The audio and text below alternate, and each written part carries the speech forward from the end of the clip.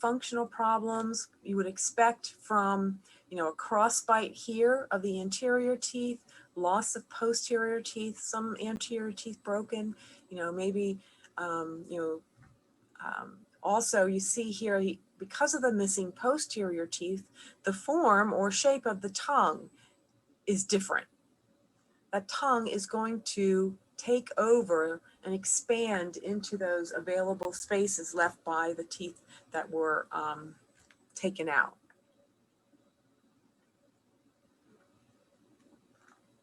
You also see some long clinical crowns here due to periodontal disease. And also, this was really I think, a cool picture. So the contact areas, we talked about the fact that teeth do touch one another. And these contacts are very important because they help to stabilize the teeth. The teeth that touch one another support one another from the forces that occur in the mouth during chewing, speaking, and other, any other habits like maybe tooth grinding. So just as if you interlocked arms, your elbows with somebody on each side of you, you'd have a lot more stability than if, standing in a hurricane force wind or being pushed by a crowd behind you. Whereas if you were just by yourself, certainly, you wouldn't have any support on either side to help you with that. Let me make this minimal. Why is it doing that? Okay.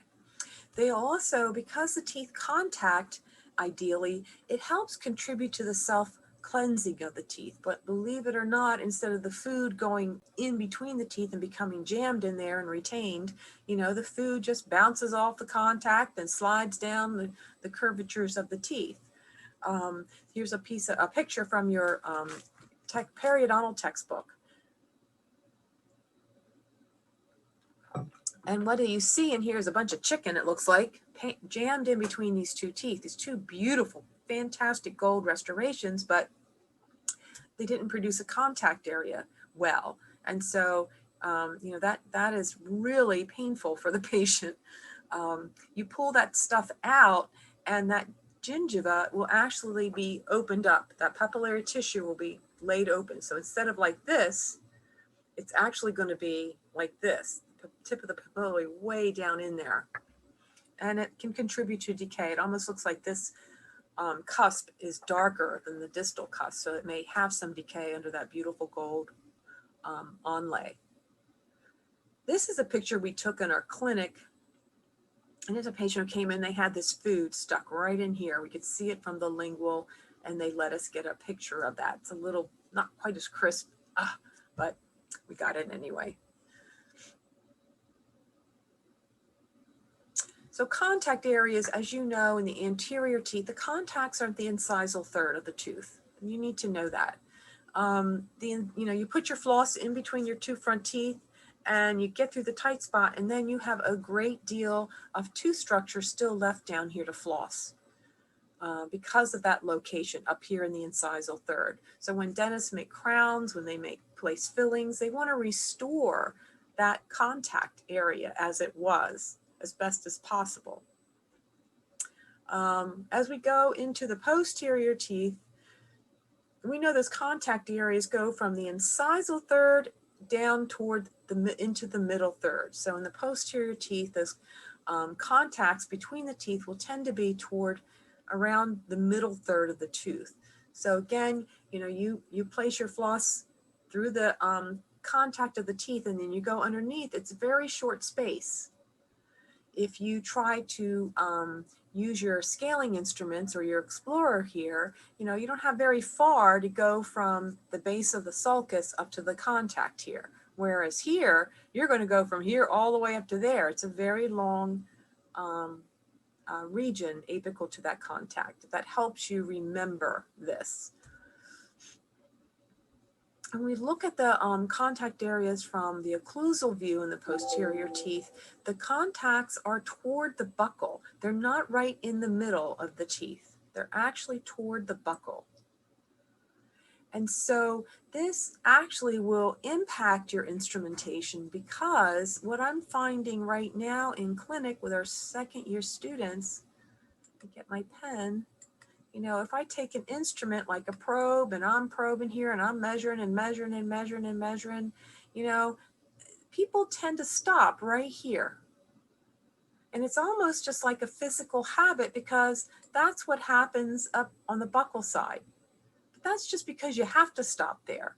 So I constantly encourage you to take a couple more steps, really get the side of that probe adjacent to the contact, then angle it under the contact into the call. So you're going to have a little more to go on this, you know, lingual aspect to get toward the middle third of the tooth than you do from the buccal. Does that make sense? I hope. Also, if you know this patient, if, for example, if your patient has a mesial furcation exposure here, you can imagine that furcation is going to be like right here.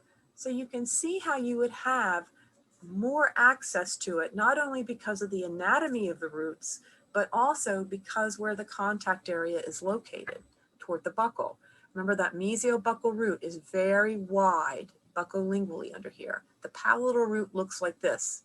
It's more oval, mesial to distal. I'll draw them on there so you have an idea better. Okay, the mesiobuccal root is going to, you know, come like this. And the palatal root will be here like this. So it's easier to access into that furcation if it is exposed due to periodontal disease from the lingual aspect.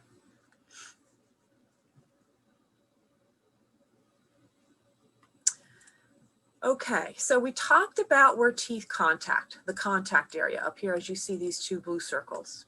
That's the contact area of these two very round teeth. The white spaces that are formed by these curved surfaces are called embrasure spaces. Okay, so these are actually spillways, if you think about it. I'm chewing my food, I'm masticating it and breaking it all down. Here's my occlusal surface on this molar, say, and here's the occlusal surface on this molar back here. Okay. Okay, I'm chewing my food, and as I the crumbs fall, and they will slide down through these surfaces onto the gum tissue below. And that provides healthy stimulation of the gingiva. And again, also this all prevents food impaction between the teeth. Patients who have food impaction are going to have a sore, swollen, bloody gum, their papilla there for all time. Generally, it's very hard to you know, get patients motivated to do the things they need to do to keep that healthy. So all of these spaces and spillways help in the self-cleansing of the teeth by limiting food as well as plaque retention. And so they're very important. Now, here are my contacts in the incisal third, okay, of the teeth. The spaces that are formed by these blue triangles then are the incisal embrasure spaces. They're incisal, they're the V-shaped spaces of the formed by the tooth surfaces incisal to the contact area. It's kind of what you try to find with your floss, so you know that's where you are in between the teeth. Some people grind their teeth, they wear down the teeth to here, they no longer have incisal embrasures. They wear into the contact, and then flossing becomes a little more difficult. In the posterior, these would be the occlusal embrasure spaces, right? Because they don't have incisal edges, they have occlusal surfaces, so they're occlusal. If we look at the teeth from the occlusal aspect now, okay, now what I want to do is I want to take a minute and go back to Elmo and just go back over. I'm going to go back to the occlusal embrasure spaces. Get my Elmo.